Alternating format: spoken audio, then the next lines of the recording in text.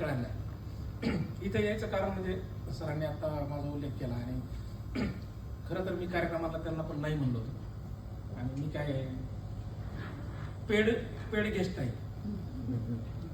चला याला पैसे देऊन आणले आता, कारण की सगळ्यात बोगस लोक मार्केटमध्ये मोटिवेशनल स्पीकर आयुष्यात काही व्हा मोटिवेशनल स्पीकर होऊ नका. म्हणजे काय होतं माहिती का, मी एका ठिकाणी भाषणात म्हणलो तसं थोडंफार सक्सेस मिळालं की माणसाला असं वाटतं की मी माझी संघर्षाची स्टोरी सांगा. बऱ्याच जणांची भाषणं रेडी असते. मी खूप संघर्ष केला, मी 18 तास काम केलं, मी उद्योजक झालो, मी काय केलं काय नाही, मी लय भारी झालो आणि दुसऱ्याला मोटिवेशन द्यायचं. तर मी तुम्हाला सांगतो की तुम्ही सगळे बिझनेसमध्ये आहात आणि भविष्यात कधी मोटिवेशनल स्पीकर होणार आपल्या घरातल्यांनाच बस. जर कोणी आपल्याला बिन विचारलं बळच कुणाला सांगण्याच्या झंझिलीत पडायचं नाही.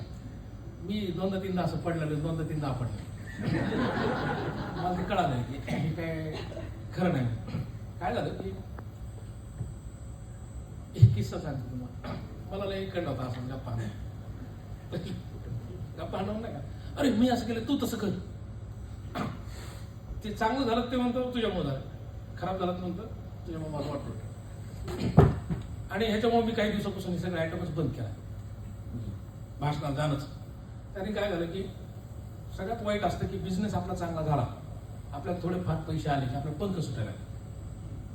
ते पंख कोणते असेल, आय एम द ग्रेट, आणि मग मी समाजाचं काहीतरी देणं लागतो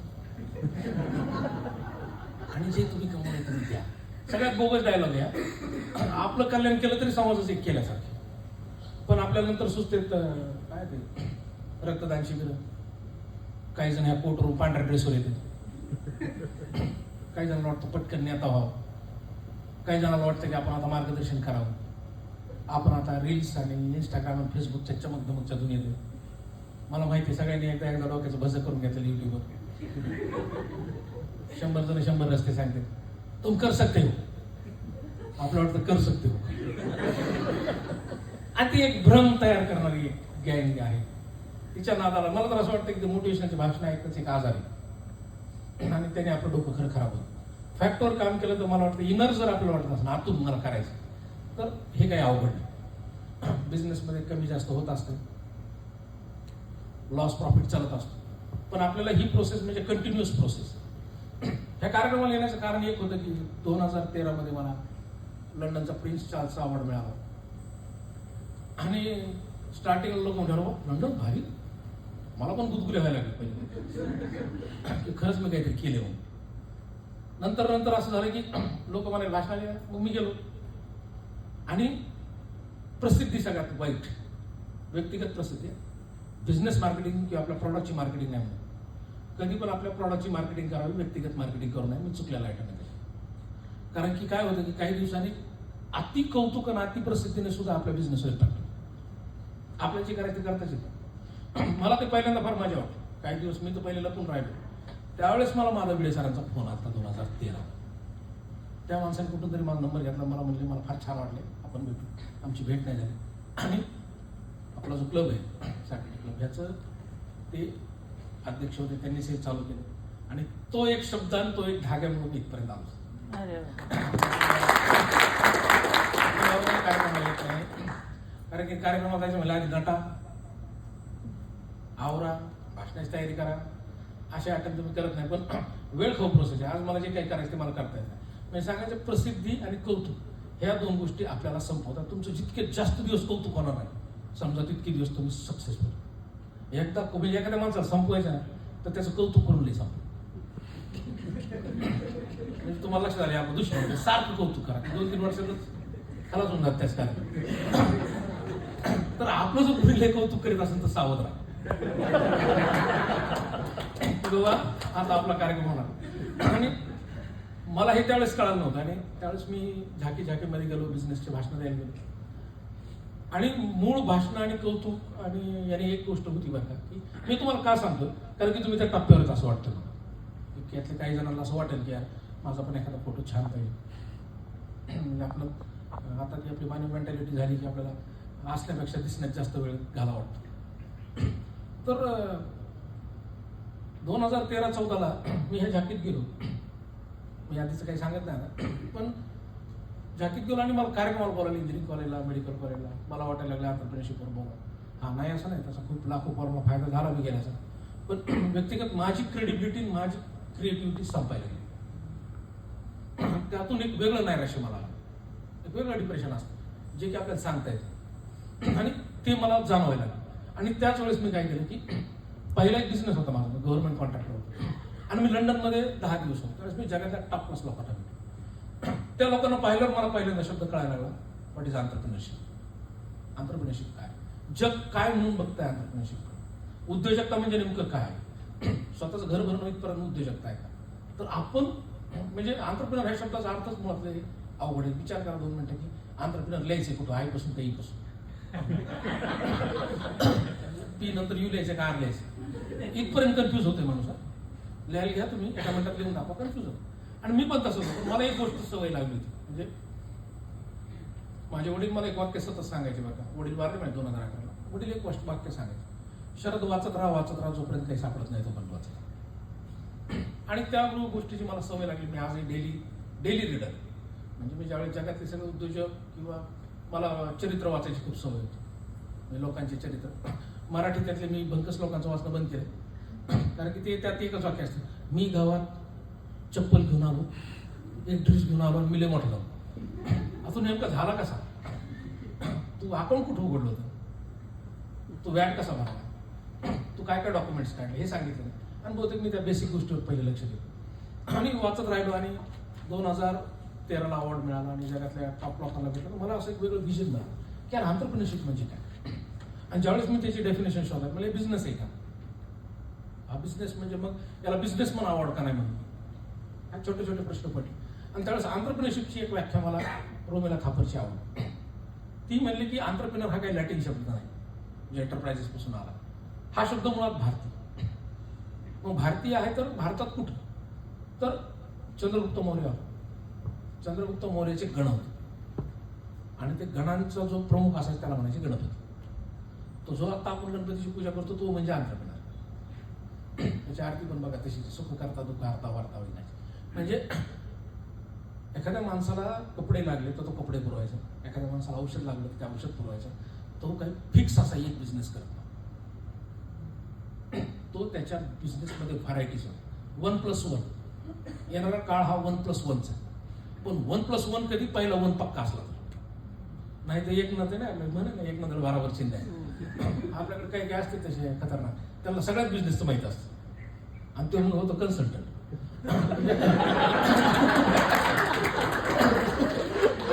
तो करीत काय नाही होतो ना बिझनेस पिकून.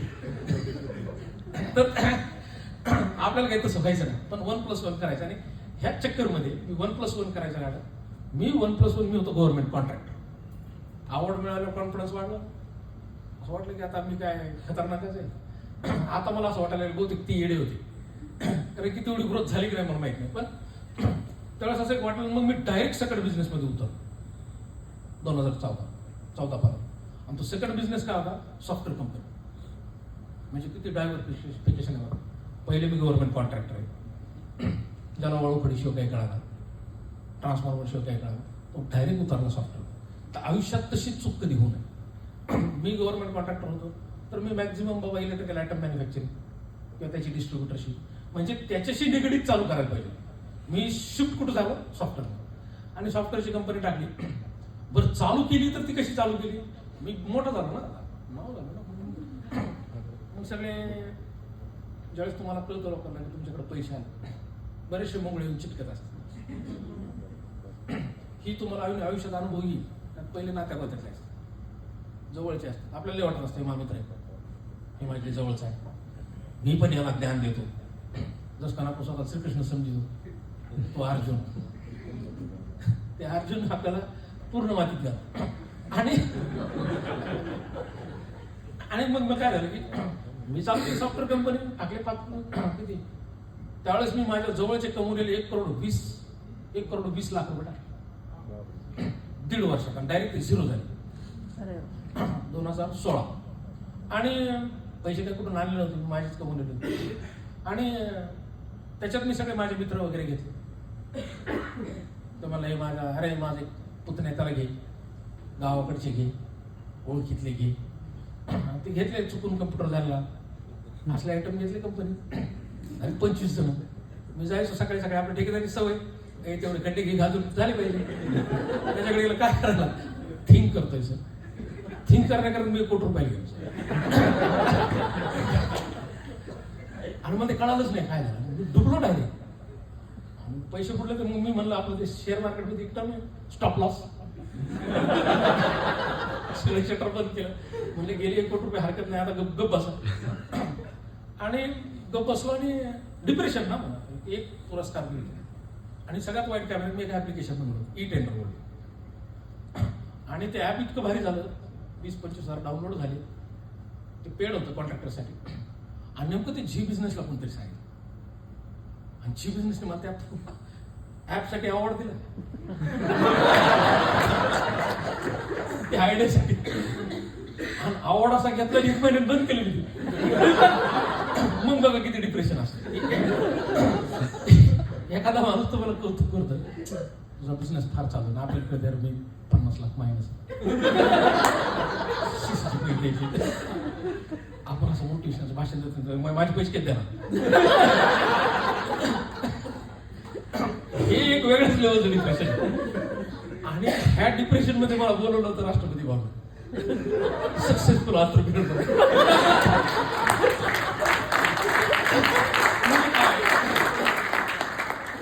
की इमेज एकदा क्रिएट झाली ना तर तुम्हाला परत क्रिएटिव्ह काम करता येतं. म्हणून इमेज लवकर नाही झालेली चांगली. म्हणजे तुम्हाला सांगतो चमक धमकले घाल. तुम्ही आता सक्सेसफुल एक स्टेप पुढे गेला की तुम्हाला ते पुढे त्याच्यात रोडला जाऊ नये. आणि मग मी राष्ट्रपती भवनात गेलो. चेहरा पडल्यावर ना किती खुश व्हा, आतून किती खुश असं. आणि मी असं दाखवायचं, नाही नाही चांगलं झालं. आणि डोक्यात तेच गणित. आणि मग सगळ्यात वाईट की एका पोराचा टर्नओव्हर त्यावेळेस माझं कमीच होतं, 10-15 करोड होता ठेकेदार. सगळे लक्ष इकडंच घातले. दिल्ली एअरपोर्टला गेलो आणि माझ्यासोबत 1 जण होता. मी त्याला विमानात सगळी माझी दुःख स्टोरी सांगायची. आणि एअरपोर्टवर उतरलो, 1 जण आला म्हणला, सर थोडं थांब. आणि राष्ट्रपती भवनात गेलो. प्रणव मुखर्जी राष्ट्रपती होते त्यावेळेस. सगळे लोक, व्यंकय्या नायडू वगैरे. मी सेकंड राऊंडला, माझं भाषण झालं 2 मिनिटाचं. मी भाषण दिलं, रुरल इंडियामध्ये एंटरप्रेन्योरशिप कशी वाढवायची. पण एक मॅडम होत्या, लक्ष्मी व्यंकटेश. लंडनला ज्यांनी माझं नाव फायनल 24 मध्ये घेतलं होतं, त्यांनी माझा इंटरव्ह्यू वगैरे घेतला. त्यांनी मला पाहिलं, सर क्या हुआ, क्या चल रहा है. अच्छा चल रहा है. अरे चेहरा देख के तो लग रहा नाही. कारण की तुम्ही खरंच प्लस मध्ये असलं आणि तुम्ही डिप्रेशन मध्ये असलं. काही काही लोकांच्या लक्षात येतं. म्हणजे काय झालं नेमकं. म्हणलं काय नाही, कंपनी डुबली. किती रुपये डुबलं, 1.25 करोड गेले होते. दुःख त्याचं नाही, पैसे गेले. दुःख याचं आहे, मला एखादी आयडिया पटली होती, ती मला करता नाही. पैसा काय नाही, मी कमवला आता गेला काय परत कमवला. मग त्यावेळेला काय झालं, 2-3 गोष्टी सांगितल्या. मग ते मला म्हणल्या, आपण एक कार्यक्रम झाला भेटून. मग मी त्यांना भेटायला गेलो. त्या लक्ष्मी व्यंकटेशन म्हणजे त्यांचे वडील KR नारायण, राष्ट्रपती होते भारताचे. तर त्या मला म्हणल्या, शरद क्या हुआ. असं झालं की मी जवळचे लोक घेतले. कोण होते म्हणजे, एक मित्र होता, 2 मित्र होते, त्याचे मित्र होते, 2 पाहुण्यातले होते. किती जणात कंपनी, 5 जणात होती. बरं. मग त्याला सगळं सांगितलं नाही का कसं करायचं. मला सगळं सांगितलं. ठीक आहे. म्हणलं तुला माहिती आहे का गीता कोणी कोणाला सांगितलं. म्हणलं हा कृष्णाने सांगितलं मला अर्जुनाला. म्हणले दोस्त तो सुद्धा होता. किती सोपं वाटते, दोस्त सुदामा. म्हणले एवढा जिगरी दोस्त सुदामा, पण त्यांनी गीता सुदामाला सांगितलं नाही, तर त्यांनी गीता अर्जुनाला सांगितलं. जर ही गीता त्यांनी सुदामाला सांगितली असते, सुदामाने काय केलं असतं. सुदामा म्हणला असतं, मला ते कर्मसिद्धांत पटला नाही तुझं, ते 2 वेळी तर वाजलाच लागणार. आणि डोकं खराब केलं असतं श्रीकृष्णाचं. श्रीकृष्ण डिप्रेशन मध्ये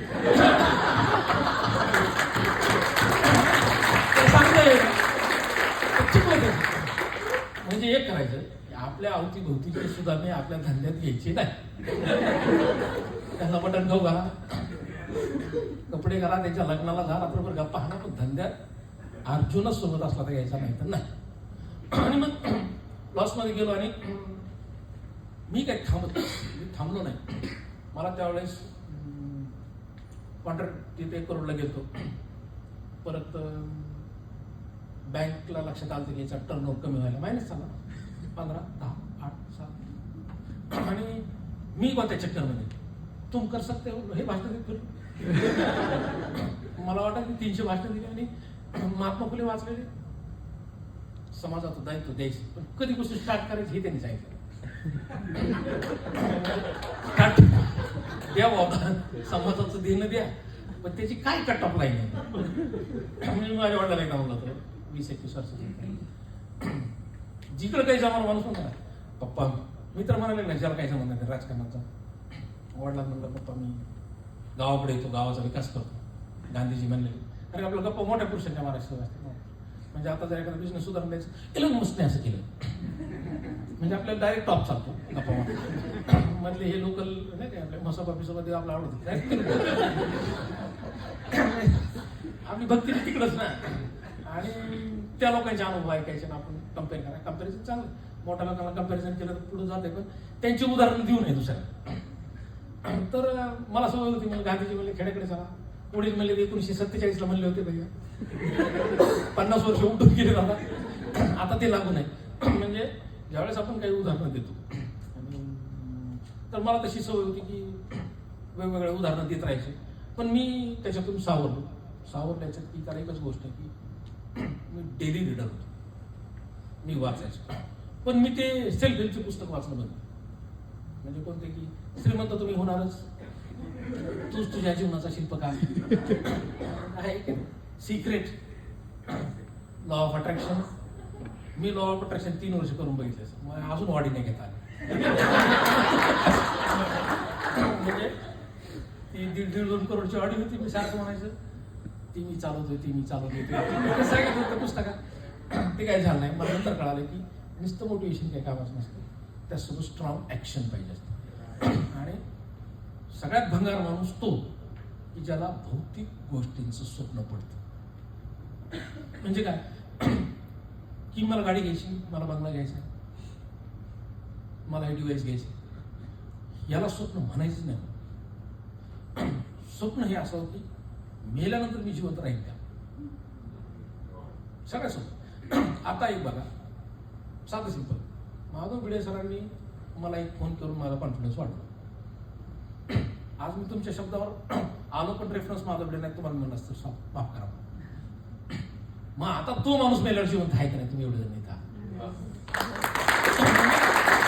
आपण डोक्यात हे ठेवायचं की आपण काय कॉन्ट्रीब्युशन करणार. कॉन्ट्रीब्युशन ना, पैसे तर सगळेच कमवतात. तुमचा बिझनेस आज कोणाचा लॉसमध्ये असं प्रॉफिट येईल, परत लॉस येईल, ही जर्नी. पण मी मरताना काय कॉन्ट्रीब्यूट करून मरणार. म्हणजे मला मी आज 4 लाख कमवले, या महिन्यात 20 लाख कमवले, इथपर्यंत मर्यादित. मग मी माझ्या महापुरुषांना आदर्श मानतो. मी पाहतो फुलांकडे पाहिजे, ते पण एक कॉन्ट्रॅक्टर होते फार मोठे, आपल्याला ते दाखवत नाही. त्यावेळेस ते भारताच्या टॉप 10 पैकी एक होते. खडकवासला धरण त्यांनी बांधलं, पुण्यातले 4-5 बाजीराव रोड म्हणतो आपण, तो त्यांनी बांधला. मार्केट यार्डची ती आपण जी म्हणतो महात्मा फुले मंडई, त्यांचं नाव त्याच्यामुळे दिले, ती त्यांनी बांधली. पण त्यांनी ते पैसे कमवून ते पैसे टाकले.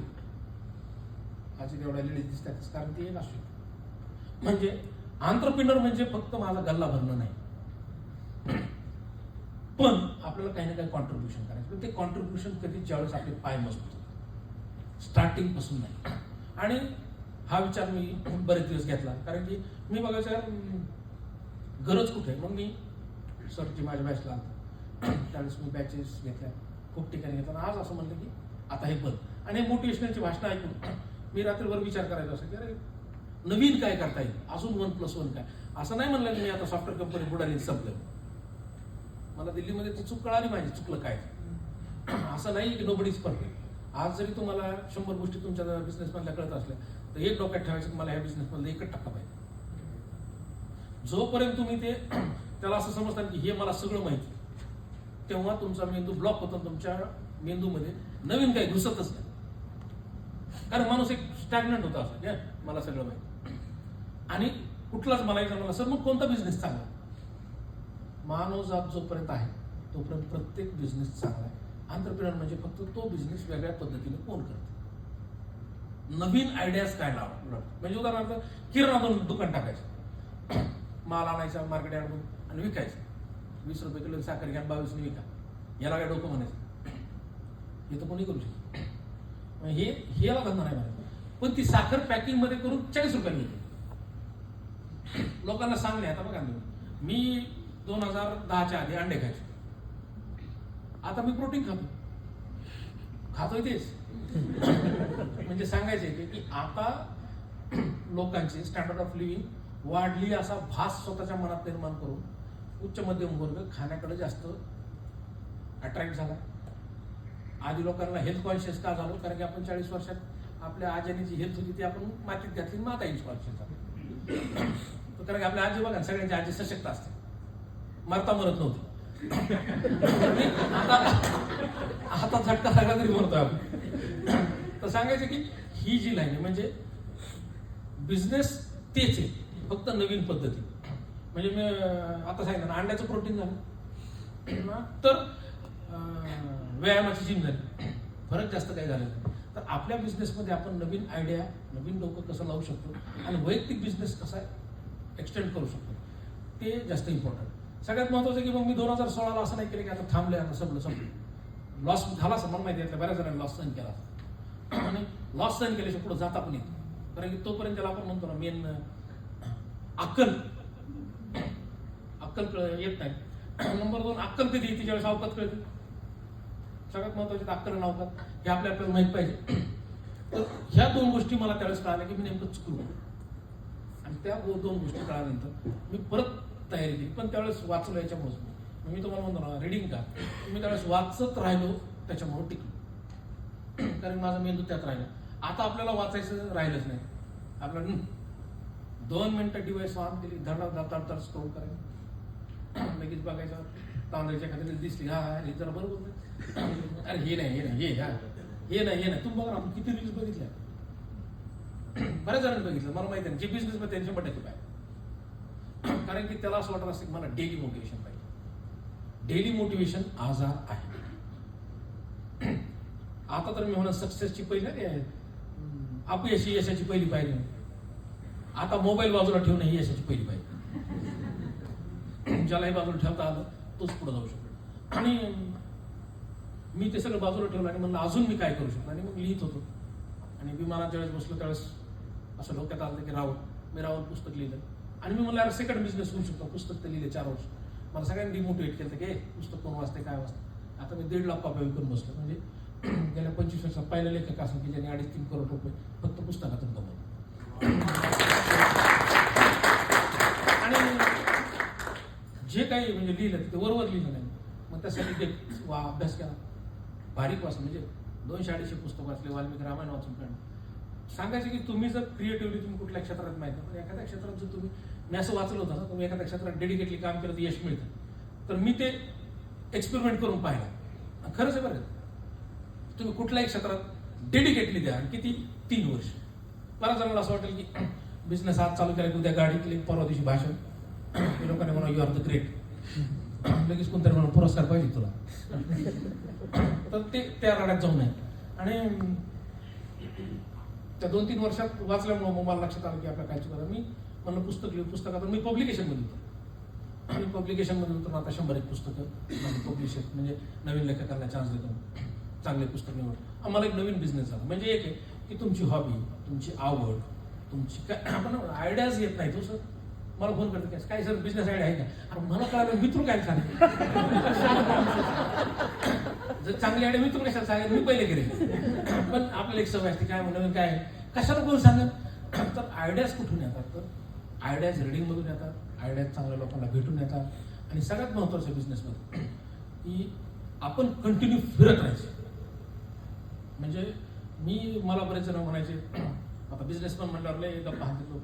माझं एक व्यवस्थित टाइम टेबल असतं. मी सकाळी 8 वाजता उठतो. मला एका इंटरव्ह्यूत विचारलं सर मग तुमचं डेली शेड्यूल काय असतं? मला अजून नाही विचार केला त्याचा. डोळे उघडले उठतो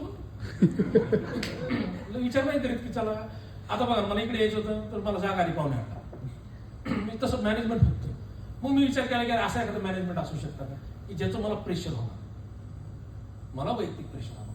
आणि मग मी एक मॅनेजमेंट तुम्हाला मी काय सांगतो की तुम्ही बिझनेसमध्ये आहात, कारण की opportunity dance with those who are already on dance floor. तुम्ही सगळे डान्स फ्लोर. आणि मी बेसिकवर बोलतो की काय काय चुका होतात. तर मी एक स्वतःचा टाइम टेबल बनवणार. मी माझा वाढदिवस डिफाईन करतो 28 एप्रिल. मग मी 28 एप्रिल एक गोष्ट ठरवली की आता दर वाढदिवस ते सेकंड वाढदिवस मी माझ्या काही ना काही बदल करतो. असं मी 10 वर्षापासून करतो. आता मी घेणं देणं प्रगल्भ वाटायला त्याच्यात इतकं छोट्या छोट्या टिप्स वापरल्या की काय वापरले मी ह्या वर्षात 100 पुस्तक वाचतो. मग ते एका दिवसात वाचत असं नाही, दररोज 15 मिनिटं वाचेल, कधीच शक्य होतं. तर मी विचार केला की वर्षभरात मग काय होतं की एखाद्या रविवारी मी सलग 3 वाचून काढतो. दिवाळीच्या दिवशी असलं तर त्या दिवशी तर 1-2 पुस्तक होते. आणि मग मी ते 100 पुस्तकांचे ॲडिशन करायला त्यावेळेस परत ठरवलं की ह्या वाढदिवस त्या नेक्स्ट वाढदिवस मी मिनिमम 10 लोकांना भेटणार, जे की आज मला माहिती, जे माझ्या ओळखीचे नाही आणि जे माझ्या बिझनेसचे. मग त्यांना मी उद्या सकाळी 8 वाजता भेटणार असं होत नाही. मग वर्षभरात मी त्यांचा फॉलो घेणार वेगवेगळ्या अँगल. याचा अर्थ असा नाही की दे आर सक्सेसफुल वेगवेगळ्या सेक्टरमध्ये. कधी मी एखाद्या लेबरसोबत गप्पा मारतो दिवसभर गाडीवर घेऊन फिरतो. का बरं माहिती का, त्याचे काय प्रॉब्लेम्स आहेत मला कळतं की एक्झॅक्ट ग्राउंडवर काय चालतं. तुम्ही नुसतं वरवरचं सगळं बघत गेले तुम्हाला खालचं कळणार. एखाद्या सप्लायर जाऊन बसायचं. माझ्या तर 5-50 चहाच्या टपऱ्याला मित्र आहेत सर्व माहिती. आणि गप्पा मारतो. मग काय झालं भाऊ, काय चहा कशा 10 रुपये का एवढं पितात. मग ते सांगतो साखरेचे भाव वाढले सर, दूध वेळेवर येत नाही. मी म्हणतो सुपारी टाकी नाही सर तिथं टाकीच चालतो.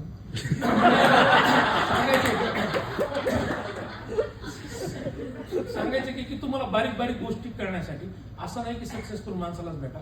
बऱ्याच जणांना असं वाटतं की बाबा ते माझे मेंटर आहेत आणि ते कोण तगले भयानक असते. आता उगा मी गप्पा ते रतन टाटा माझे मेंटर होते, राहुल बजाज माझे मेंटर होते. असं म्हणण्यात काय अर्थ आहे? मी फॉलो करतो नाही, माझे मेंटर लई छोटे लोक. मी तुम्हाला सांगतो आपण मेंटर असा एक माणूस नसतो. मेंटरची फौज ज्याच्याकडे ना त्यालाच पुढे जातो. काय पाहिजे आपल्याकडे? मेंटरची फौज. मग हे मेंटर कोण असते? आपल्या शेजारले मोठे बगळे असतात बघा, दिसलं की ज्ञान द्यायची सवय असते, चुपचाप ऐकून घ्यायचं. आपल्याकडून आउटसोर्स काय करायचं त्याच्याकडून घ्यायचं. म्हणजे माझे लेबर असतील, मी माझ्या पुस्तकात पण लिहिले की सगळ्यात मोठे मेंटर माझं ते पहिला बिहारी लेबर, ज्याने मला सांगितलं 18 तास काम कसं करायचं असतं नॉनस्टॉप, ज्या आधी माझ्या बॉडीला सवय नव्हती. माझ्या आजीने सांगितलं. माझी आजी एक भली मोठी मेंटर होती, वारली 80. तिला काहीच कळत नव्हतं. तिने मला फक्त एक वाक्य सांगितलं, मी ते कधीच विसरू शकत. म्हणली ती शरद, पुसत त्याचं कधी नसते नास. छोटी म्हण, पुसत त्याचं कधीच नसते नास. ही आमची ग्रामीण म्हण. तिचा अर्थ असतं की जो विचारतो त्याचं कधीच खराब नाही. आपल्याला एक स्टॅग्नंट इगो येऊन जातो. मी कसं विचारू, मला कोण सांगेल, मला कोण नाही कळत. स्पष्ट विचारायचं. विचारला तर फायदा होतो. कारण की आपल्या डोक्यातले आणि आपल्या मनातले न्यूनगंड आणि आपल्या डोक्यात असलेले स्टॅग्नंट विचार असतात ना, ते आपल्याला पुढे जाऊ देत नाही. समाज फार वाईट आहे, समाजाने मला हे दिलं नाही, त्यांनी मला असं केलं, असं काही नसतं. आपला मेंदू असतो. मी आता बळी पुस्तक लिहित त्यात एक वाक्य लिहिली की तो म्हणतो मी फार प्रवास करून आलो. शुक्राचार्य त्याला म्हणते सगळ्यात मोठा प्रवास हा आपल्या अंतरंगात असतो. शरीराने चालणारा प्रवास मोठा नसतो. तर सगळ्यात पहिले की बिझनेसमन व्हायचंय तर आपल्याला चौकस व्हायचंय ना. फक्त अकाउंट वाढून नाही चालणार ना. उद्या आपण म्हातारे झालो आणि आपल्याला दुसऱ्या सेक्टर मधून विचारलं तर कळलं तर पाहिजे. आणि ते वयाने केस वाढायला. म्हणजे मी म्हणतो आपल्याला आता युट्यूबवर भाषण लागते.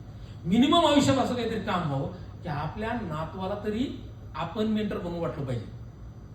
त्याला इतर मोटिवेशनची इतर माणसाची गरज पडते. नाही तर त्याने म्हणा काय तुम्ही असलेच घर. तेव्हा फ्रस्ट्रेशन आहे ना की नातवाने आपलं माफ काढलं. मिनिमम त्यासाठी तरी आपल्याला चौकस राहावं लागेल. मी असं वेगवेगळ्या सेक्टरमध्ये लोक पकडले. मी दरवर्षी 10-12 लोकांना भेटायला गेलो. 100 पुस्तकं वाचले आणि दरवर्षी मिनिमम 3 बिझनेस समजून घ्यायला करायचे नाही, समजून घ्यायचे हे नेमकं चालते तशी आणि त्याची लिंकिंग राहत गेलो, लावत गेलो. त्यांनी असं झालं की मला जर एखादा नवीन व्यवसाय चालू करायचा तर ट्रू अँड फॉल्स मलाच आधी माहित असतं. आता मला जवळपास 40 ते 50 बिझनेसचा अभ्यास की नेमकी कशी होतो मला करायचे नाही. मी ठरवलं आता की आपले 2 पास 5 वर्षांनी बघ. पण जो करायचा त्याच्यासाठी आधी पूर्व तयारी करा. तर पटकन कुणी सांगतंय म्हणून त्यात उतरायचं. आणि सगळ्यात महत्त्वाचं की आपल्याला घाई फार होती. घाई फार असते. म्हणजे आता उद्योजक म्हणलाय ना, क्लबमध्ये मेंबर झालो, मग आता आपल्याला पुढे जायचं. तर घाई कधीच कामाची नसते, कोणी कुठं पळून जात नाही. एक एक पाऊल हळूहळू उचला, फक्त एखादं पाऊल पुढे टाकलं तर परत आयुष्यात माग घ्यायची वेळ. म्हणजे काय होतं की आता काही जर फॉर्म मध्ये बिझनेसमध्ये जर आला असता तर ही मीटिंग झाली तिथंच थांबा, कोणाचं ऐकून आला असता इथंच थांबा, घरचे करतेत म्हणून असते इथंच थांबा, दुसरा काही मार्ग शोधा. पण म्हणजे नाही का, UPSCचे MPSCचे पोरं भाषण देते, IAS झाली पास. मी दररोज 5 तास अभ्यास केला आणि मी लगेच पहिल्याच अटेम्प्टमध्ये पास झालो. हे 5 लाख पोरं पागल. त्या राड्या किती 5 तास करते, आपण 6 तास करतो. कोणी बिझनेस म्हणून तुम्ही बिझनेस करा, खूप ऑपॉर्च्युनिटी आहे. आपलं इनर मन काय, मी याच्यासाठी लायबल आहे का, मी हे करतो, मला बिझनेसमॅन व्हायचंय म्हणूनच मी इथं आलो, कोणी म्हणतंय म्हणून नाही. सगळ्यात महत्वाचं, ज्या माणसाला मी म्हणत असतो की ज्या माणसाला त्याचं यश सगळ्याला वेळ नाही मिळत, त्याच माणसाला यश मिळतं.